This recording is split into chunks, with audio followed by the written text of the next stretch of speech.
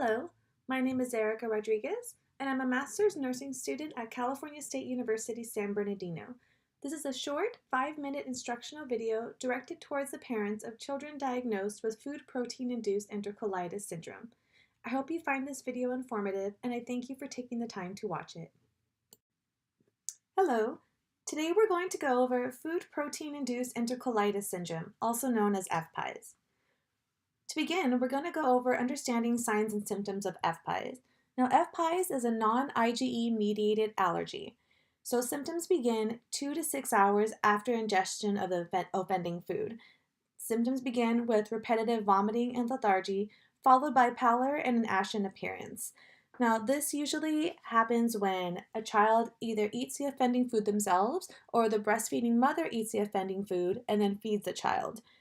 After repetitive vomiting and lethargy, they may also have diarrhea with or without blood and mucus in the stool, and dehydration may follow. The child may also have abdominal distension, and with that, the child may be crying from pain, so they can be crouched over, grabbing their abdomen in pain, or rolling side to side, trying to find a comfortable position, or they may appear flaccid in appearance, and this is due to the dehydration. Now, when to seek help? You want to wait 10 to 15 minutes after episodes of vomiting before you start offering very small amounts of clear liquids every 5 minutes. Now, you don't want to offer large volumes of fluids because that may lead to further vomiting.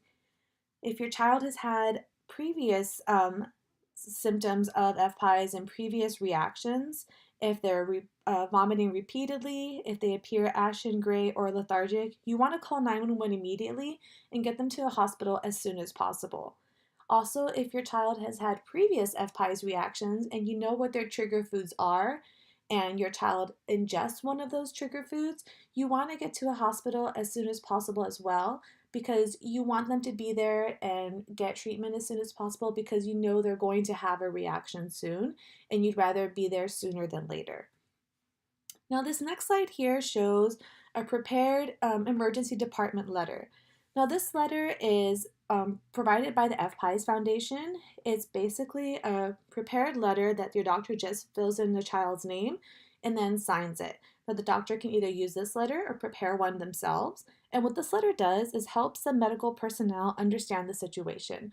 The problem with FPIES is that it's a very rare disorder. So when you go into the emergency department, a lot of medical personnel, they see a frantic new parent possibly, saying, my child is vomiting, they're sick, I don't know what's going on. And they just think, okay, child is vomiting, they're going to be fine, kind of push them to the end of the line. This letter here provides information on FPIES and lets them know that FPIES really is a serious situation and can quickly lead to dehydration and shock. So this child needs to be taken care of sooner than later. So this letter, again, helps medical personnel understand the situation, and it helps the child be seen quicker in order to rehydrate. Now, the symptoms of shock.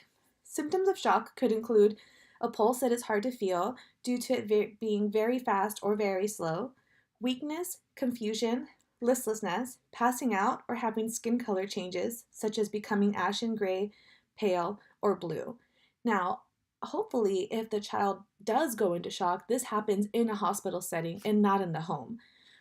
This next slide here shows how dehydration can lead to shock, to compensated shock, and then lead to decompensated shock. Now, we want to list all of this because we want parents to know what the signs and symptoms are. If there's signs and symptoms of dehydration, that is a time that the child needs to be taken to the hospital, not any time after.